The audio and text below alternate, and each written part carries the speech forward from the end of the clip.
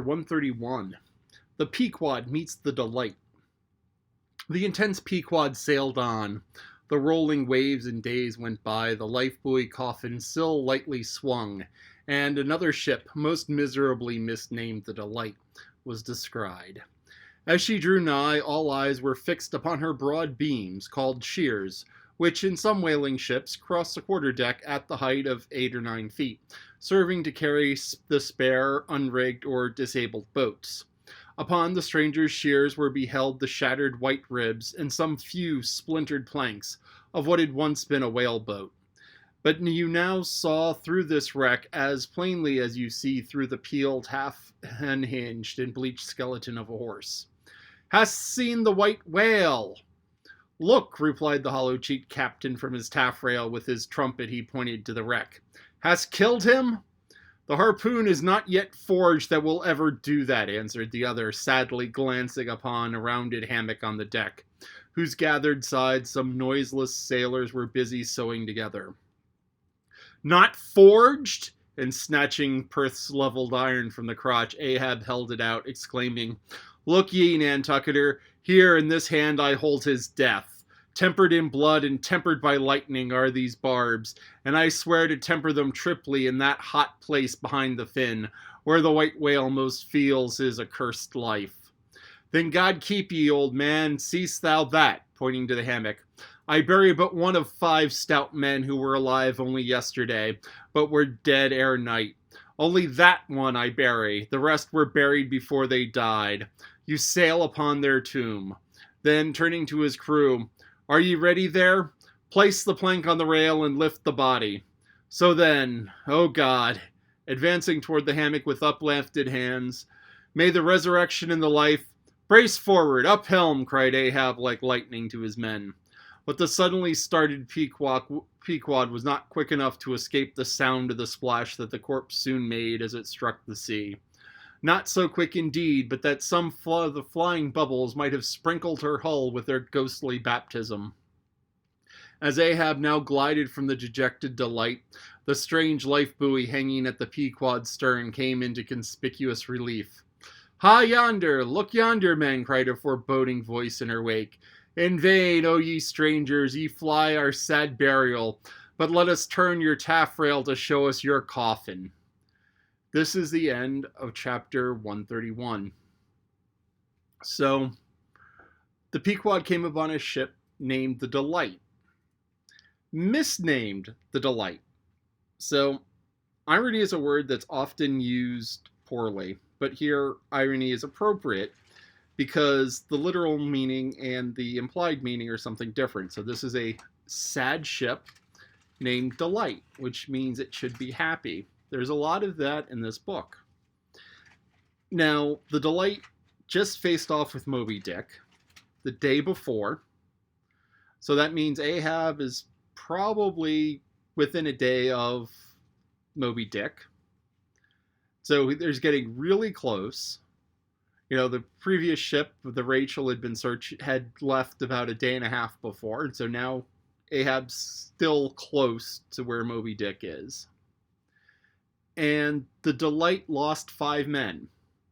4 of them were killed by Moby Dick, maybe swallowed, maybe just sunk, maybe whatever, but their bodies weren't recovered, and only 1 body was recovered.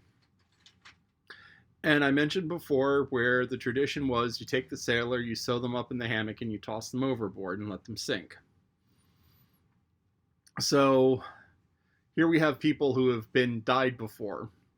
Now, it's also bad luck to see a funeral, or if you're not involved with it. You know, it's considered bad luck to see something like that. And often at funerals, you have the service with the body at one place, and then it's buried someplace else. So when people get buried, they typically have 2 services. One where they in the church, or a what's the word? Funeral parlor. In a funeral parlor where, you know, they celebrate the life of the person they talk about. And a second one where they place the body in the ground. or sometimes they get cremated, or whatever. The second one is where they place the body in the ground. And there's often a procession where you have the hearse in front, which is a long black car where they have the body stored. And it's set up like a station wagon sort of thing, but it's meant entirely to carry a body, and they're always done in black. No? Okay. Lolly's correcting me. She must have seen some non-black hearses. They're typically black. The ones in Clearfield are silver. The ones in Clearfield are silver? Okay. The ones in Clearfield are silver. But it's a large car where they carry the casket, and then it's followed by all of the mourners. And there are traditions around this. So you have this procession of cars going from the funeral home or the church to the graveside.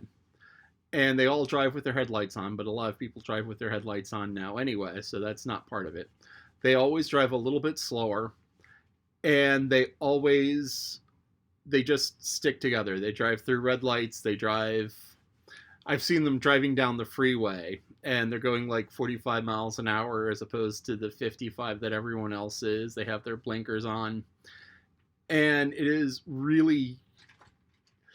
considered really kind of rude, and it's also considered bad luck to accidentally get in the middle of a funeral procession.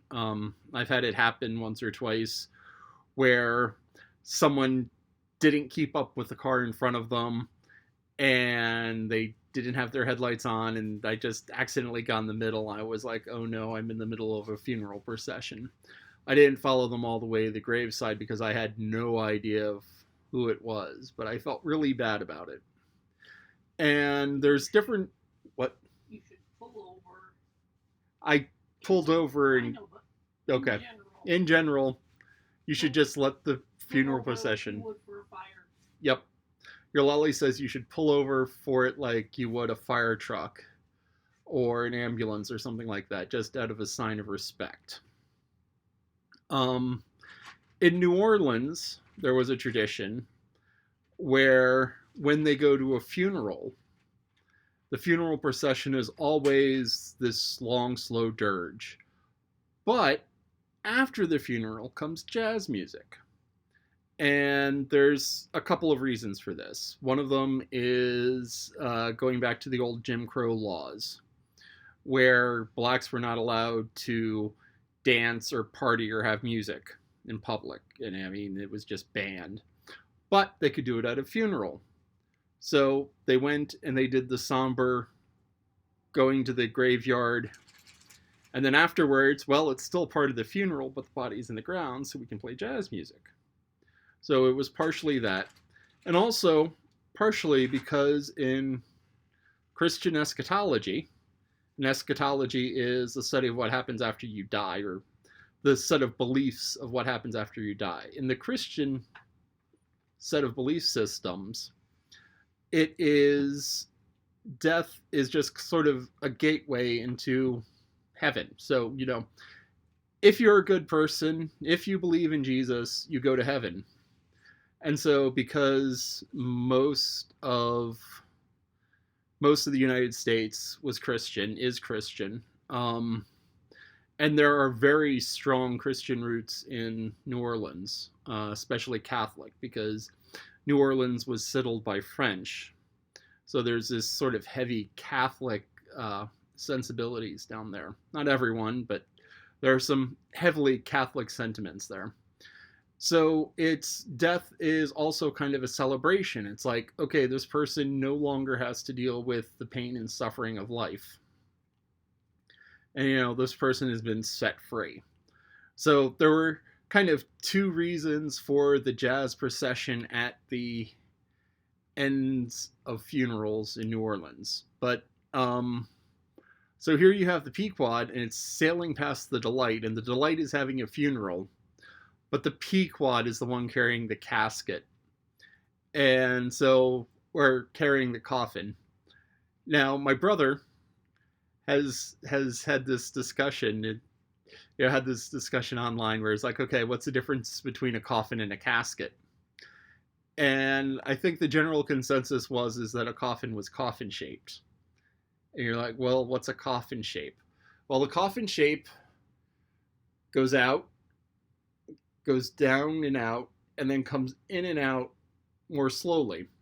So it's kind of a hexagon with the three top sides and the bottom side being short and two long sides towards the bottom. So the bottom left and the bottom right side are long, and the bottom is skinny and the top is skinny, and then it kind of flares out a little bit at the top. So it makes the classic coffin shape that you see all over the place at Halloween. While a casket tends to be more ornate, but is rectangular. So square sides. So two parallel sides like that and two short parallel sides. And so the person fits in, doesn't quite fit, while the coffin more conforms to the shape of a body.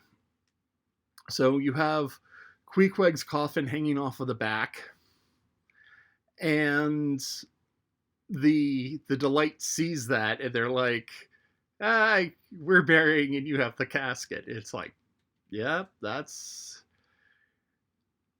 what's happening. And so this is kind of one of those chapters where you have a lot of inversion of the normal order, because you have the casket coming to after the burial, which is, this is one of those things where they set up, where the author sets up parallels and describes them. So this book is full of little things like that, which is one of the reasons why I love it.